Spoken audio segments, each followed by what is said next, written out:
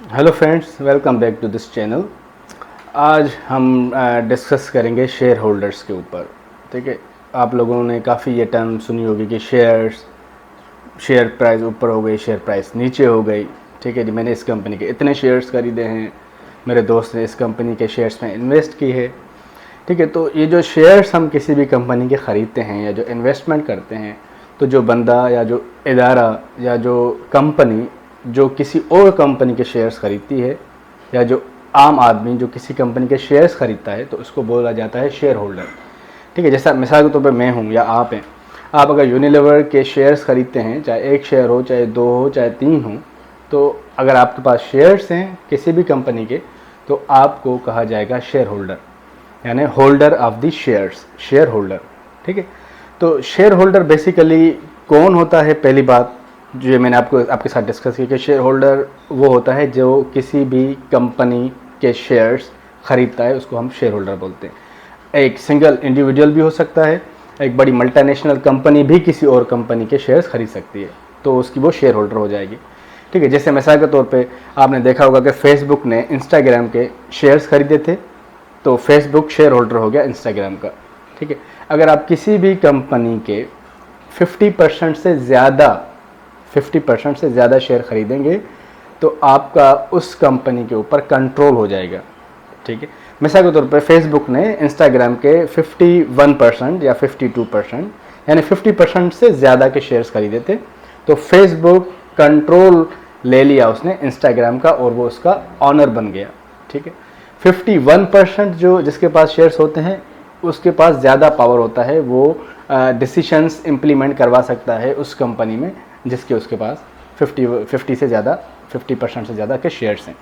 तो बाकी जो शेयर होल्डर्स होते हैं, मिसाल के तौर पे अगर आपने किसी कंपनी के 51% शेयर्स खरीदे हैं, तो जो 49% शेयर्स किसी और के पास हैं, तो वो भी शेयर होल्डर्स होते हैं, वो भी जो है ऑनर्स होते हैं उस कंपनी के, मगर जो डिसीजन मेकिंग पावर आ जाता है वो उनके पास आता है जिनके पास 50% से ज़्यादा शेयर होल्डिंग राइट्स होते हैं। तो शेयर होल्डर्स बेसिकली जो होते हैं ना, शेयर होल्डर्स वो ऑनर्स होते हैं उस कंपनी के। ठीक है ना, शेयर होल्डर्स उस कंपनी के ऑनर होते हैं, मगर लिमिटेड ऑनरशिप होती है। मिसाल के तौर पे मैंने अगर यूनिलीवर के शेयर्स खरीदे हैं और मेरे पास से सपोज 100 शेयर्स हैं यूनिलीवर के, तो मैं भी यूनिलीवर का ऑनर हूँ, मैं यूनिलीवर का मालिक हूँ, बट जितने शेयर्स मैंने ख़रीदे हैं सिर्फ उतनी परसेंटेज का मैं मालिक हूँ, सिर्फ उतनी परसेंटेज की ऑनरशिप मेरे पास है यूनिलीवर की। बाकी जितने शेयर्स जिनके पास हैं वो उतने उसकी ऑनरशिप उनके पास है। तो ये जो पब्लिक सेक्टर कंपनीज होती हैं, जो पब्लिक लिमिटेड कंपनीज होती हैं, ठीक है, या प्राइवेट लिमिटेड कंपनीज की बात कर ले हम, जहाँ पे आपके जो पब्लिक का पैसा लगा हुआ होता है, जहाँ पे पब्लिक शेयर्स खरीदती है, तो जो शेयर होल्डर्स होते हैं वो अल्टीमेटली ऑनर्स होते हैं और उनको ऑनरशिप के राइट्स होते हैं।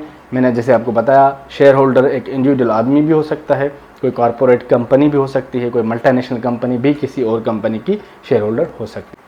तो सवाल ये आता है कि क्या शेयर होल्डर्स जाके कंपनी में बैठ सकते हैं, कंपनी को चला सकते हैं? क्योंकि वो ऑनर्स हैं, उनका छोटा सा तो शेयर है ना, जितने उन्होंने शेयर्स खरीदे हैं, तो क्या वो जा सकते हैं?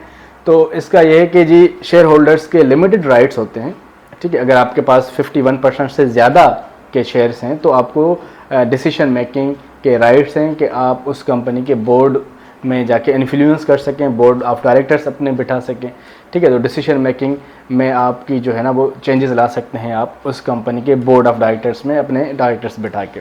मगर आपके पास बहुत कम शेयर्स हैं, जैसे 1% है या 1% से भी बहुत कम शेयर्स हैं, तो आपको लिमिटेड राइट्स होते हैं शेयर होल्डर्स को।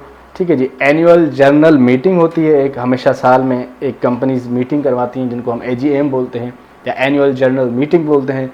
वहाँ पे जाके शेयर होल्डर्स अपना वोट देते हैं।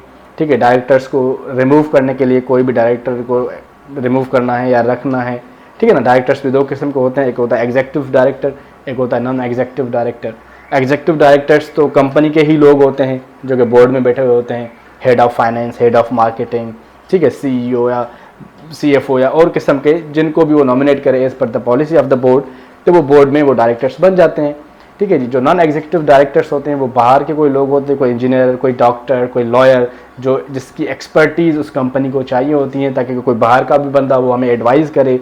बहुत से मसाइल होते हैं, जिन पे कंपनी के अंदर के जो लोग होते हैं उनको इतनी एक्सपर्टीज़ नहीं होती, तो वो बाहर के लोगों को भी नॉन एग्जीक्यूटिव डायरेक्टर के तौर पे हायर करते हैं बोर्ड में।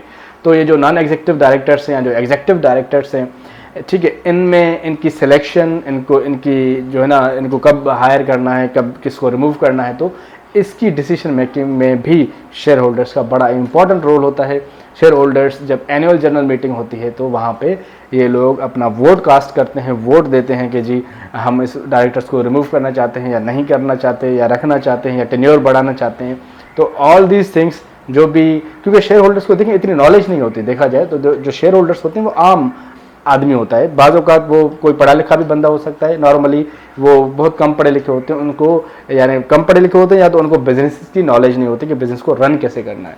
तो इसीलिए जो शेयर होल्डर्स होते हैं वो सिर्फ एक लिमिटेड राइट होता है उनको, को वो एक्सरसाइज करें, ठीक है जी। बाकी जो उन्होंने जो है ना वो पूरी की पूरी रिस्पॉन्सिबिलिटी वो डायरेक्टर्स के ऊपर डाली हुई होती है।